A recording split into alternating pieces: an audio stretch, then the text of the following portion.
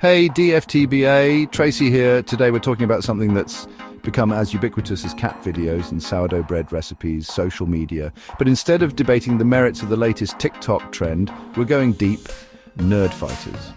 We're diving into the profound ways social media influences our relationships. Let's be real, it's a double-edged sword. On one hand, we can connect with people across continents, share life's big moments, and find communities that share our passions. But on the other hand, there's the comparison game, the fear of missing out, and the potential for misunderstandings that leave us feeling more disconnected than ever. So, buckle up, grab your thinking caps, and let's explore the intricate ways social media shapes how we connect, communicate, and relate to each other in this brave new digital world. One of the biggest perks? Increased connectivity. Social media lets us stay in touch with people all over the world, strengthening those bonds, especially when we need it most. Social media is like a giant virtual networking event. You can meet new people, connect with like-minded folks, and expand your social circles beyond geographical limits. But here's the catch. Social media often favors short texts and emojis over deep, meaningful conversations, and that can lead to misunderstandings and a lack of emotional depth. Chapter 4. The Comparison Trap. Scrolling through those carefully curated feeds, that can trigger some serious feelings of comparison and jealousy. It's easy to feel inadequate when you're bombarded with everyone else's highlight reels. Chapter 5, The In-Person Paradox. Here's a real head-scratcher. We might feel super connected online, but all that scrolling can actually lead to less face-to-face interaction, leaving us feeling lonely and isolated in the real world. Chapter 6, Online Conflicts. A new battleground. Ever have a text message completely misconstrued? Online communication lacks those crucial non-verbal cues, which can lead to conflicts that might never happen in person. Chapter 7, Finding Solace in the Digital Space. On a brighter note, social media can provide a sense of belonging, especially for those who might feel like they don't fit in elsewhere. Online communities and support groups offer a place to share experiences and find encouragement. Chapter 8. Your Digital Footprint. It matters. Remember that time you accidentally liked your ex's post from 5 years ago?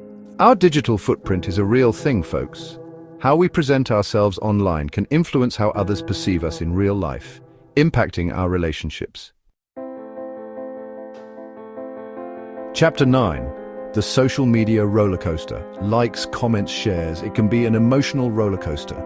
The ups and downs of online interactions can really mess with our mood and mental well-being. Chapter 10. FOMO. The fear is real. The dreaded FOMO, or fear of missing out. Social media constantly shows us what we're doing, leading to feelings of exclusion and inadequacy. Chapter 11. Echo chambers and filter bubbles. Social media can create echo chambers where we only see opinions that align with our own. This can limit our perspectives and make it harder to have open discussions with people who think differently. Chapter 12, Chasing the Validation Dragon. Those likes and comments, they give us a little hit of dopamine, feeding our need for validation.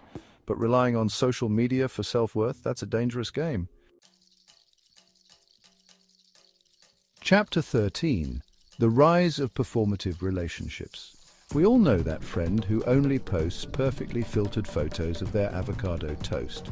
There's pressure to present a flawless image online, which can lead to relationships that are more about appearances than genuine connection.